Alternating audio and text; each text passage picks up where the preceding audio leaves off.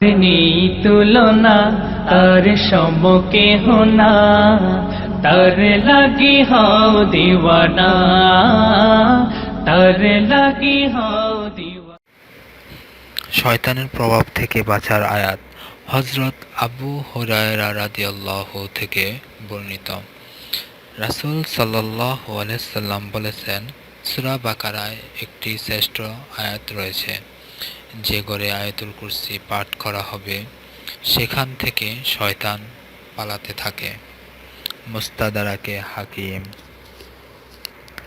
তাই এখনই পবিত্র আয়াতুল কুরসিটি মুখস্থ করে নিন।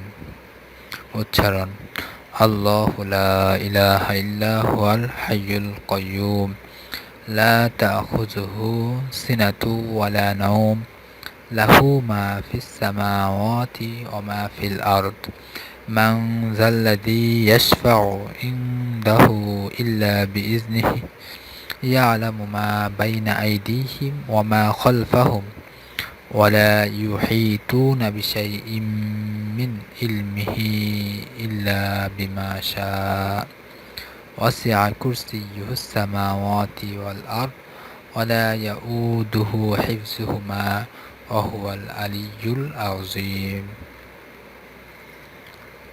অর্থ: আল্লাহ ছাড়া কোনো উপাস্য নেই, তিনি জীবিত সব কিছুর ধারক, তাকে তন্দ্রাও স্পর্শ করতে পারে না এবং নিন্দ্রাও নয়। আসমান ও জমিনে যা কিছু রয়েছে সবই তার।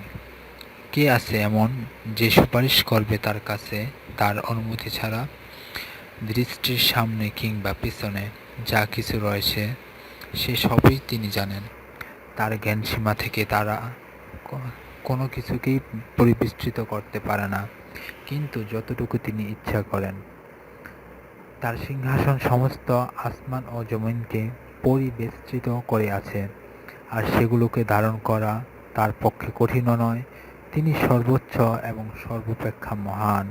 ফজিলত: আবু উমামা রাদিয়াল্লাহু থেকে বর্ণিত, তিনি বলেন, রাসূল সাল্লাল্লাহু আলাইহি ওয়াসাল্লাম বলেছেন, যে ব্যক্তি ফরজ নামাজ শেষে আয়াতুল কুরসি পড়ে তার জান্নাতে প্রবেশ করতে মৃত্যু ছাড়া কোনো কিছু বাধা হবে না।